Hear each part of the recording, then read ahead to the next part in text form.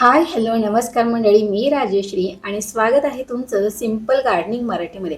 मला अनेकदा एकच प्रश्न विचारला जात असतो आणि बऱ्याच वेळेस DM देखील येतात की आमच्या बाल्कनीतील किंवा आमच्या कुंडीतील झाडांना सूर्यप्रकाशच मिळत नाही, त्यामुळे आम्ही झाडच लावू शकत नाही.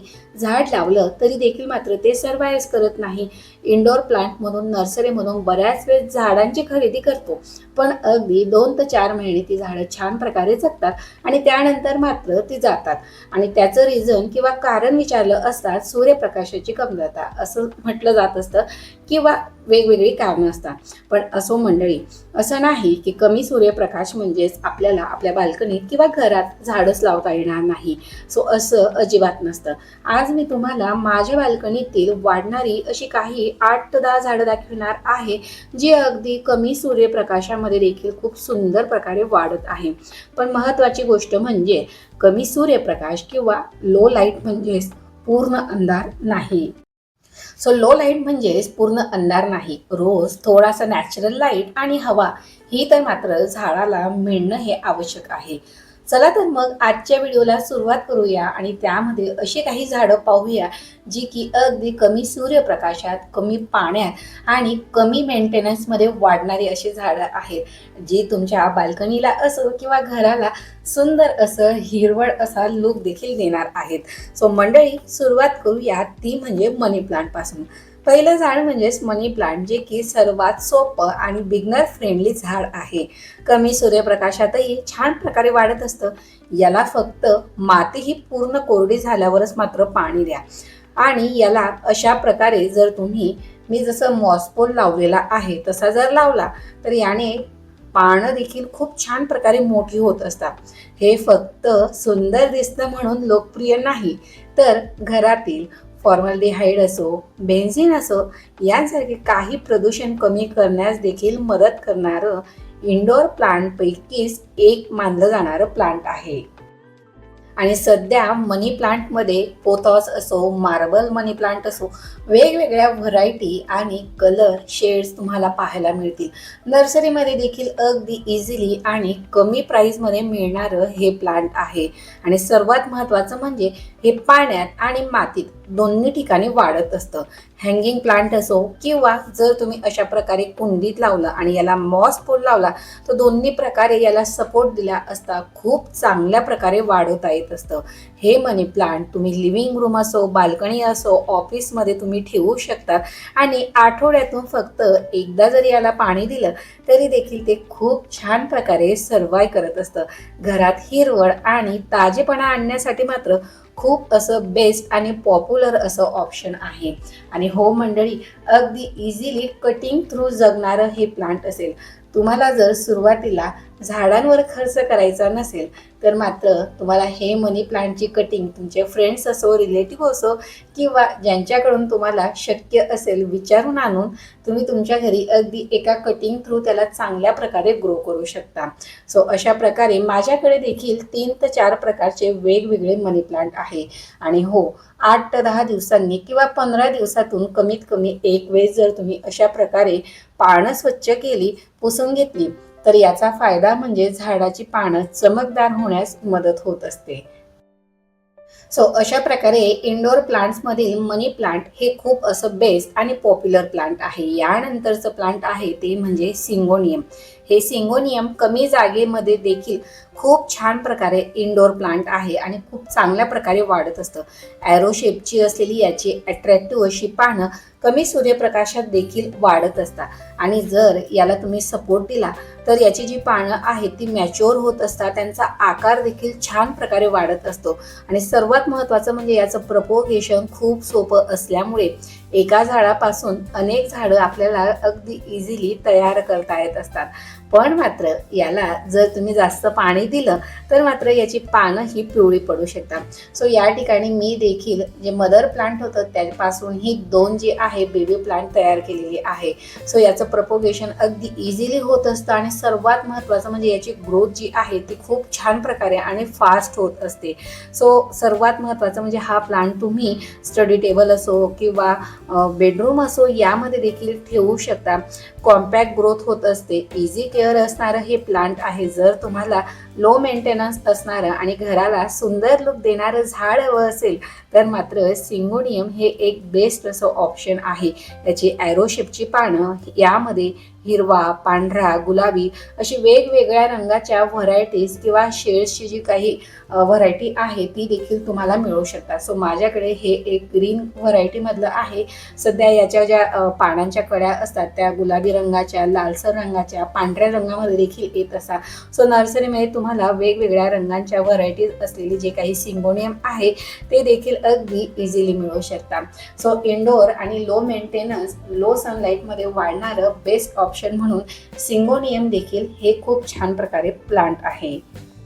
यानंतरचं तिसऱ्या क्रमांकाचं प्लांट आहे जे की आहे स्पायडर प्लांट. सो मंडळी, जर तुम्ही गार्डनिंगमध्ये अगदी नवीन असाल तर मात्र हे झाड नक्की लावा, कारण हे खूप कमी देखभालीखाली वाढणारं झाड आहे आणि सर्वात महत्त्वाचं म्हणजे अतिशय पटकन वाढत असतं. या झाडाची खास गोष्ट म्हणजे याला भरपूर असे बेबी प्लांट्स येत असतात आणि काही महिन्यातच तुम्हाला एका झाडापासून अनेक नवीन अशी रोपं देखील तयार करता येत असतात. आता या ठिकाणी तुम्ही पाहू शकतात की याला भरपूर असे बेबी प्लांट आलेले आहेत आणि लवकरच या बेबी प्लांटला देखील मी आता रिपोर्टिंग करून घेणार आहे. सो त्या रिगार्डिंगचा देखील व्हिडिओ तुमच्याशी लवकरच शेअर करणार आहे.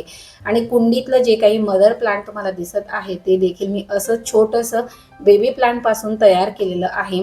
बरेच वेळेस त्याचे जे काही कटिंग्स असतात किंवा बऱ्याच वेळेस त्यातले जे छोटे छोटे आलेले एक्स्ट्रा ग्रोथचे प्लांट्स होते ना ते देखील मी बऱ्याच वेळेस फ्रेंड्सला दिलेले आहेत.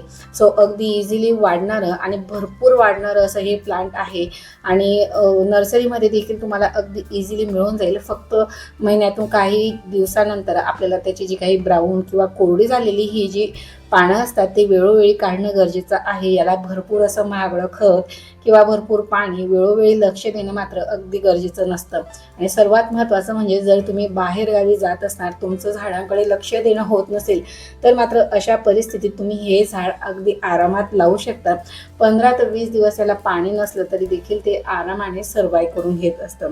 सो मंडळी, सर्वात महत्त्वाची गोष्ट म्हणजे या झाडाला तुम्ही हँगिंग बास्केटमध्ये किंवा अशा प्रकारच्या कुंडीत लावलं तरी देखील ते दिसायला खूप सुंदर दिसतं. मग तुम्ही बेडरूम असो, किड्स रूम असो किंवा स्टडी एरियामध्ये ठेवण्यासाठी बेस्ट असं हे ऑप्शन आहे. फक्त एक गोष्ट लक्षात ठेवायची की याला जास्त पाणी देऊ नका. माती थोडी कोरडी झाल्यावरच याला पाणी द्या. आणि कुंडी सर्वात महत्त्वाचं म्हणजे जर तुमची कुंडी याची छोटी झालेली असेल आणि त्या ठिकाणी जर रूट बाउंड झालेला असेल तर मात्र जास्त त्या ठिकाणी बेबी प्लांट्स हे आणखी येत असतात. सो अशा प्रकारे स्पायडर प्लांट देखील तुम्ही अगदी इझिली लावू शकता. यानंतरचं चौथ्या क्रमांकाचं प्लांट आहे जे की आहे ॲग्लोनिमा. सो माझ्याकडे ॲग्लोनिमाच्या जवळपास 3 व्हरायटीज आहे. त्यामधील ही एक रेड लिपस्टिक म्हणून आहे, एक चायनीज एव्हरग्रीन म्हणून आहे आणि हे एक आहे. सो तिघही ज्या काही व्हरायटीज आहे मी त्या कटिंग थ्रूच ग्रो केलेल्या आहेत. जे सर्वात लहान दिसतं आहे त्याचप्रमाणे त्याला एक सिंगल पान होतं आणि ते देखील मी कटिंग थ्रू ग्रो केलेलं आहे. सो त्याला आता जवळपास छान ग्रो झालेलं आहे आणि 4 ते 5 त्याला पानं देखील आलेली आहेत. सो हे जे काही आहे माझं बेस्ट असं आवडतं जे आहे प्लांट आहे. सुंदर असे रंगीत पानांच्या झाडांपैकी हे ॲग्लोनिमा आहे. जर तुम्हाला फुलांशिवाय फक्त पानानेच तुमचं घर सुंदर करायचं असेल किंवा तुम्हाला वाटत असेल तर मात्र तुम्ही ॲग्लोनिमा हे नक्कीच लावू शकता. हे झाड यामध्ये देखील हिरवी, गुलाबी, लाल रंगाची पानं आपल्या घराला एक प्रीमियम असा लुक देत असतात आणि सर्वात महत्त्वाचं म्हणजे कमी सूर्यप्रकाशातही याचा जो काही रंग आहे तो चांगला टिकून राहत असतो. त्यामुळे ऑफिस असो, लिव्हिंग रूम असो किंवा बेडरूम असो यासाठी बेस्ट असं ऑप्शन आहे ते म्हणजे ॲग्लोनिमा. हे प्लांट लो मेंटेनन्स प्लांट आहे, त्यामुळे याला डेली केअरची देखील गरज नसते. फक्त डायरेक्ट सनलाईटमध्ये मात्र याला ठेवू नका. यामुळे पानांचा रंग मात्र फिका पडू शकतो आणि हो, वीकली एकदा स्वच्छ याची पानं जर पुसली तर मात्र झाडं ही अधिक ताजी आणि चमकदार दिसत असतात. तसंच जोपर्यंत माती तुम्हाला कोरडी वाटत नाही तोपर्यंत याला पाणी देऊ नका. म्हणजेच हिवाळ्यामध्ये आणि पावसाळ्यामध्ये जवळपास 8 ते 10 दिवसानंतर एकदाच या झाडाला पाणी द्यावं लागत असतं. सो तुम्ही विचार करू शकतात की अगदी म्हणजे कमीत कमी केअरमध्ये वाढणारी आणि सुंदर अशी अट्रॅक्टिव्ह दिसणारी जी काही पानांची झाडं आहेत, या व्हरायटी जरी तुम्ही तुमच्या घरामध्ये इन्क्लूड केल्या तरी देखील मात्र तुमच्या घराला एक प्रीमियम लुक येणार आहे. त्यानंतरचं 5व्या क्रमांकाचं झाड आहे ते म्हणजे डायफेन वाहिया. सो मंडळी, हे प्लांट मी मिशोवरून ऑर्डर केलेलं होतं. अगदी 79 रुपीजमध्ये मला हे मिळालेलं होतं. त्यावेळेस त्याला 2 ते 3 पानं होती, पण तुम्ही त्याला पाहू शकतात अगदी 1 ते 1.5 महिन्यामध्ये याची ग्रोथ ही खूप चांगल्या प्रकारे झालेली आहे. आणि अशाच कंडिशनचं प्लांट जर तुम्ही नर्सरीमध्ये घ्यायला गेले तर तुम्हाला अगदी इझिली 200 रुपयाच्या पुढे मिळणार आहे. सो यावर आधारित मी शॉर्ट व्हिडिओ देखील शेअर केलेला होता. तुम्हाला देखील जी काही अशी प्लांट्स मिशोवरून ऑर्डर करायची असतील तर तुम्ही करू शकता. खूप चांगल्या प्रकारची जी काही क्वालिटी आहे ती मला रिसीव झालेली होती. सो मोठी, ब्रॉड आणि अट्रॅक्टिव्ह पान असलेले हे झाड घराला अगदी ट्रॉपिकल लुक देत असतं. जर तुम्ही हे झाड लिव्हिंग रूममध्ये एखाद्या कोपऱ्यात ठेवलं ना तर एक मोठं शोपीस म्हणून झाड जर तुम्हाला ठेवायचं असेल तर आर्टिफिशियलच्या जागी तुम्ही ह्या लिव्हिंग प्लांट्सला नक्कीच इन्क्लूड करू शकतात किंवा हे बेस्ट असं ऑप्शन आहे. सो लो सनलाईटमध्ये याची ग्रोथ खूप चांगल्या प्रकारे होत असते. ब्राईट इनडायरेक्ट लाईटमध्ये याची पानं तर मात्र अजूनच सुंदर दिसतात, जसे की आता तुम्हाला दिसत आहेत. सो मंडळी, याला जास्त केअर लागत नाही आणि सतत देखील याला माती ओली लागत नाही. सो कमीत कमी पाण्यात, कमीत कमी सूर्यप्रकाशात वाढणारं हे डायफेन वाहिया जबरदस्त असं प्लांट आहे. मला तर खूप आवडलेलं आहे आणि हे चांगल्या प्रकारे ग्रो झालं ना तर यापासून आपण पुन्हा नवीन देखील प्लांट्स तयार करू शकतो, म्हणजे कटिंग थ्रू. सो अगदी 79 रुपीजमध्ये बेस्ट असं ऑप्शन तुम्हाला मिशोवर मिळून जाईल. सो तुम्हाला जर 100 रुपयाच्या आत झाड घ्यायचं असेल तर तुम्ही नक्कीच या प्लांटची निवड करू शकता. यानंतर 6व्या क्रमांकाचं प्लांट आहे जे की आहे स्नेक प्लांट, ज्याला मदर इन लॉस टंग असं देखील म्हणत असतात. जर तुम्ही खूप बिझी असाल किंवा झाडांना रोज वेळ देऊ शकत नसाल तर मग हे झाड तुमच्यासाठी अगदी परफेक्ट आहे. या झाडाची सर्वात मोठी खासियत म्हणजेच काय, तर अगदी कमी सूर्यप्रकाशातही सहज वाढतं आणि खूप कमी पाण्यातही टिकून राहत असतं. यामुळे बिगनर्ससाठी तर एक उत्तम असं ऑप्शन आहे. बेडरूममध्ये ठेवण्यासाठी देखील हे झाड खूप पॉप्युलर आहे. अनेक लोक असं म्हणतात की हे रात्री ऑक्सिजन देतं. खरं तर हे कॅम्प प्रकारातील वनस्पतींपैकीच एक आहे. त्यामुळे रात्रीही ते वायूची देवाणघेवाण करत असतं. पण फक्त झाडामुळे खोलीतील ऑक्सिजन खूप वाढेल अशी अपेक्षा मात्र ठेवू नका. फक्त एक गोष्ट लक्षात ठेवा की या झाडाला वारंवार पाणी देऊ नका. माती पूर्ण कोरडी झाल्यावरच याला पाणी द्या. जास्त पाणी या झाडाचं सर्वात मोठं नुकसान करू शकतो. सो अशा वेगवेगळ्या व्हरायटीजमध्ये तुम्हाला स्नेक प्लांट अगदी इझिली नर्सरीमध्ये अवेलेबल होऊन जाईल. यानंतरचं मंडळी 7व्या क्रमांकाचं जे काही इंडोर प्लांट आहे ते आहे टर्टल वाईन, म्हणजेच वेल होय. सो खूप सुंदर दिसणारी ही वेल आहे जिला आपण टर्टल वाईन म्हणतो. अशा प्रकारामध्ये टँगल हर्टची देखील येत असते. ज्यांच्या घरात जागा कमी आहे त्यांच्यासाठी एक परफेक्ट असं प्लांट आहे. याची लहान चमकदार पानं हँगिंग बास्केट किंवा छोट्याशा कुंडीत खूप सुंदर लुक देत असतात. कमी लाईटमध्ये देखील हे प्लांट सहज वाढत असतं आणि हळूहळू खाली झुलत जात असतं. त्यामुळे बाल्कनी असो किंवा जर तुम्ही याला एखाद्या खिडकीजवळ किंवा विंडोजवळ लावलं ना, अतिशय अट्रॅक्टिव्ह असा याचा लुक येत असतो. ही वेल कमी देखभालीत पटकन पसरते.